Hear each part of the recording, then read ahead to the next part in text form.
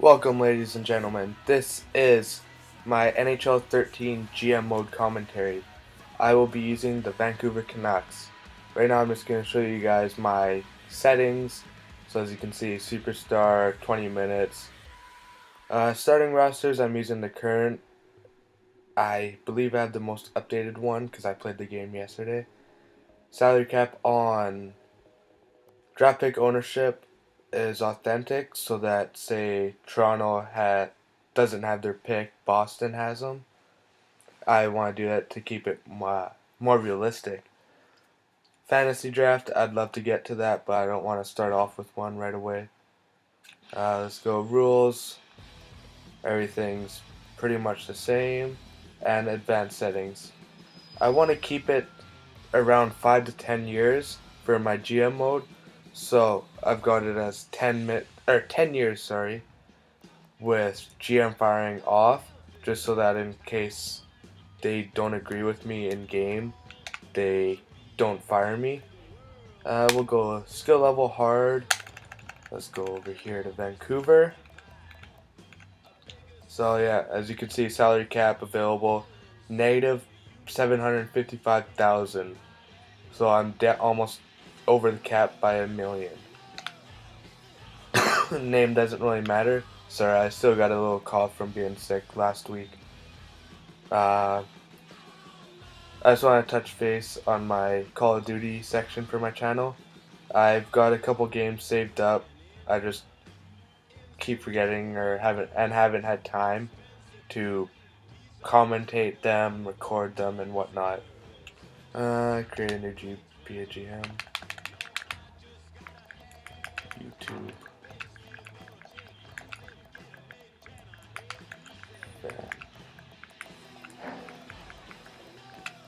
Alright. So, first episode here, I just want to try and keep it somewhat short, get into the feel of our team. I really know the Canucks from being in Vancouver, but they aren't my favorite team. They're one of my favorite Western Conference teams. But like I said in my very first video, my favorite team of all the NHL is the New Jersey Devils. So here we're gonna go. Let's just go check contracts. See, the Canucks, they're a team that's in it to win it now. They've got guys, Sedin, Kessler, Hamhuis, and Edler are all 88 and above. That's a starting 5, along with the goalies here. You got Luongo at 89.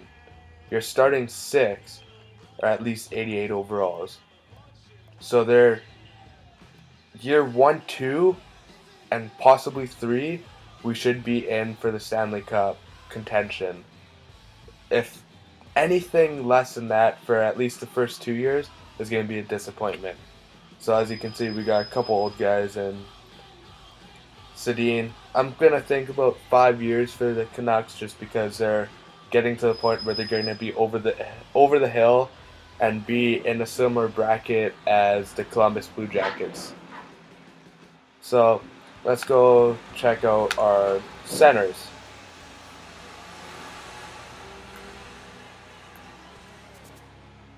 As you guys see, first, second line centers are Beast and Henrik Sedin and Ryan Kessler at 90 and 88. And so we got basically 11.1 million tied up in between the two top centers, which isn't too bad, but we have to re-sign Sedin pretty soon, and then Kessler's signed long term. So let's go 1, 2, 3, 4. Kessler, I think we have to re-sign for one more season for our 5-year plan. Henrik Sedin, we have to re-sign in season 3 or end of season 2. And then Maxime Lapierre, he's a great 4th, 3rd liner possibly. Same with Manny Malhotra. These two guys right here, in Malhotra and Lapierre, they are great for penalty kills and like that grinding stuff. Excuse me. As you can see here, we got 82 defense awareness, 80 faceoffs. 80 faceoffs in this game is pretty good. It's what your ideal center should have at least. I want to have a core of centers that have 80 faceoff for the most part. Then Manny Malhotra, he was brought in. He's at $2.5 million. He was brought in for specifically for the third line and penalty kill and all that. So as you can see, defense 84, faceoffs 88, discipline is at 85. So he's definitely a defense first type of guy, which all teams really need to have. So centers, I think we're pretty good. We could use a better third line center than one of these two, but I like our center depth right now. Beyond those, we don't have much. And Andrew Ebbett, see in the system. But yeah, we have Jordan Schrader. He's gonna be good. I'm pretty sure he does go into like 80 overalls in a couple seasons. So he could essentially replace one of Ketzler or Sedin in like year 4, year 5, hopefully. Then we have Brendan Gage. He's 18 years old, 57 overall with 4 gold stars. Wow. His slapshot power and wrist shot power are 80 already. Faceoffs is already a 75. So, right now he doesn't look like anything too special, but we could give him time and see how it goes. But his number right there is going to have to change because I have the retired numbers on, so he will not be able to use 16 with Trevor Linden retiring his jersey, or having his jersey retired for him. Let's go back to the roster. Left wingers. Definitely got depth on the left wing. Daniel Sedin, definitely our first liner, goal scorer. And we got David Booth, Alexander Burrows, Chris Higgins, Mason Raymond, and Aaron Volpatti for depth there. So we got 1, 2, 3, 4, 5 left wingers at 80 overall and above. Then right wing, that's where it drops off for us. We have Yannick Hansen, Zach Cassian, and Dale Weiss. Zach Cassian, he's 21 years old, 4-star gold, and he's a power forward. So hopefully he could turn out to be somewhat of a Bobby Ryan type guy with that powerful presence and offense skills. His shooting's already up at 78, 80s. His defenses category, not too bad. Defense awareness 79 already. Shot blocking, stick checking, okay, those are decent. Where's his body checking? See, I love this guy. Look at the physical category. Aggressiveness, body checking, and strength. All 3 already are 87. And he's only 21 years old. They're all 87. He's just going to be a powerful beast. So chances are he's going to stay on our team. Possibly throw him on third line or maybe fourth line, since it says he's a fourth line forward. But here it comes. Yannick Hansen, the Great Dane. He's a grinder. He's a great third line winger. He gets in, does the dirty work, and he's not too bad offensively for a grinder. He's got 80s for accuracy and an 85 for power. Puck skills are not quite there, but he's a third line grinder. 80s throughout the board is good. His senses, 85 discipline. That's definitely going to be critical for him because the grinder that he is, he gets in there and he gets hits and basically is a true grinder. He also doesn't take stupid penalties really. But look at his speed over in the left-hand corner for skating. Acceleration 89, speed 89. Then you got agility and balance at 86 each. And he's still 3.5 gold stars, so he could go up to 82 overall by the time we're done with the 5-year plan. So he's definitely a lock for a third line winger. Then Dale Weiss, nothing really special. Minor checking forward. He's an emergency kind of player. Roster and system. Andrew Gordon. Yeah, we don't really have much except Nicholas Jensen.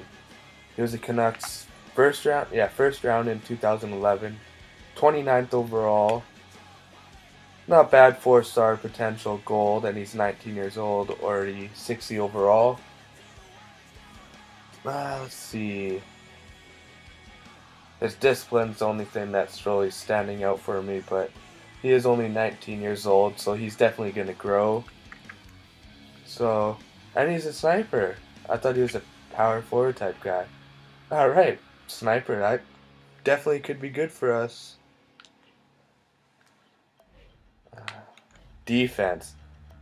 The Canucks arguably have the best defensive core in the whole league.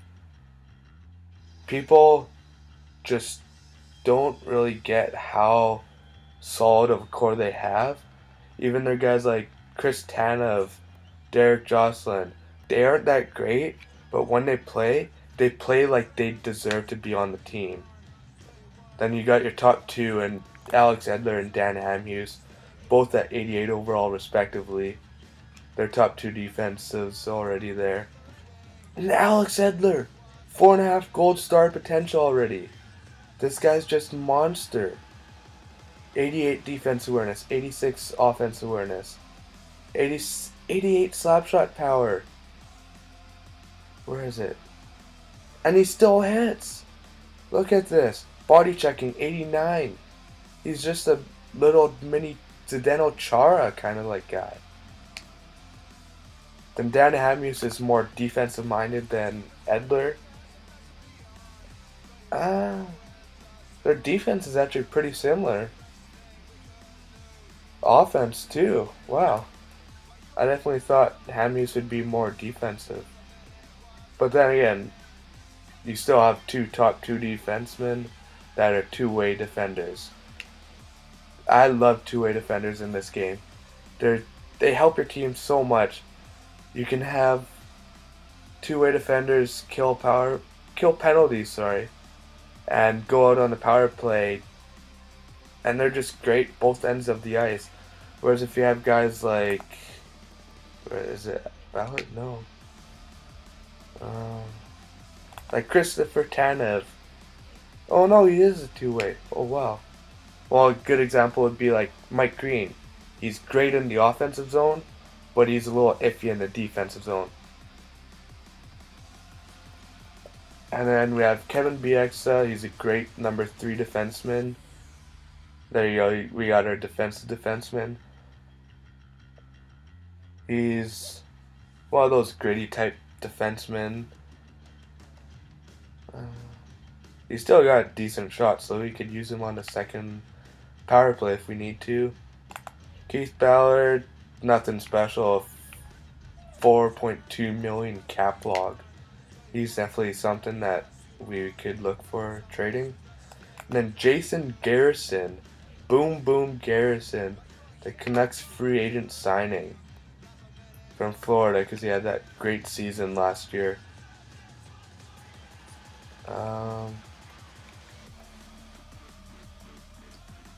Two-way defenseman, nothing overly special.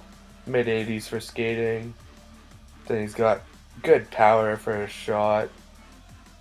Defense and offense awareness are both there pretty much. But he's at 4.6 million. So him and Keith Ballard are someone that we could get rid of if we need to get rid of cap space. And here we go.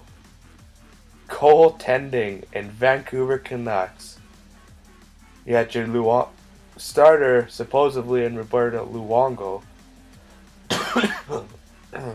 Excuse me. And then you have what they claim as a backup, but he's really could be a starter on most other teams, in Corey Schneider. And he's 4.5 star gold potential. So he could definitely jump up to be what Luongo is right now.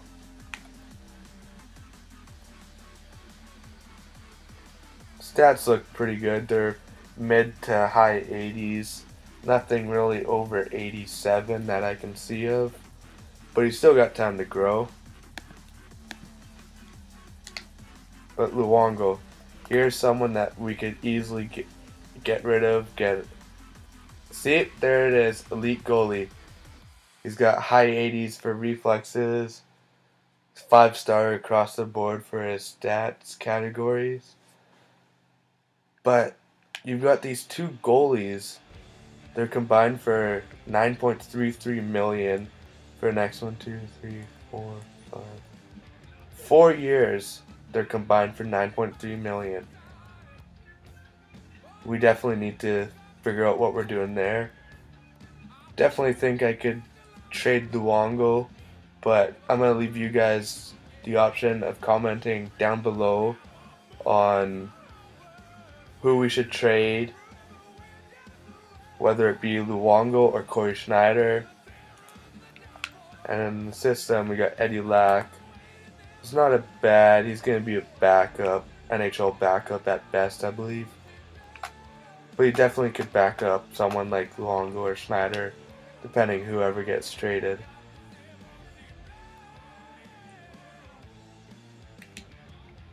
Defense system. Couple decent prospects. Kevin Connaughton and Jan Silve, 22 years old each, at 3.5 stars. So those guys will be our like third pairing defensemen of the future.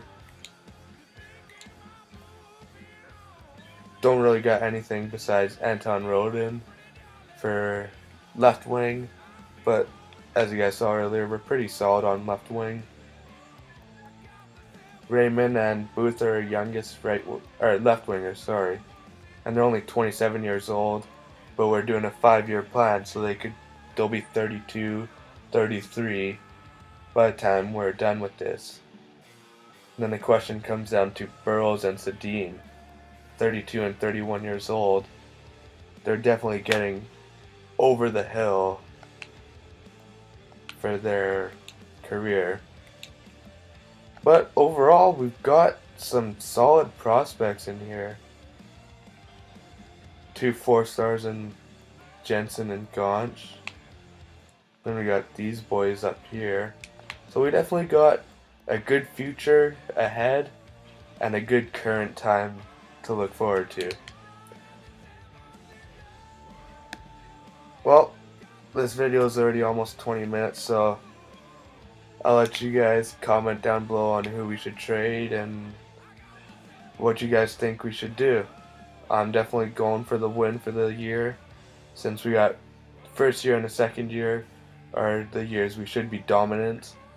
And before I forget, I will be doing injuries off, just so the simulation goes faster.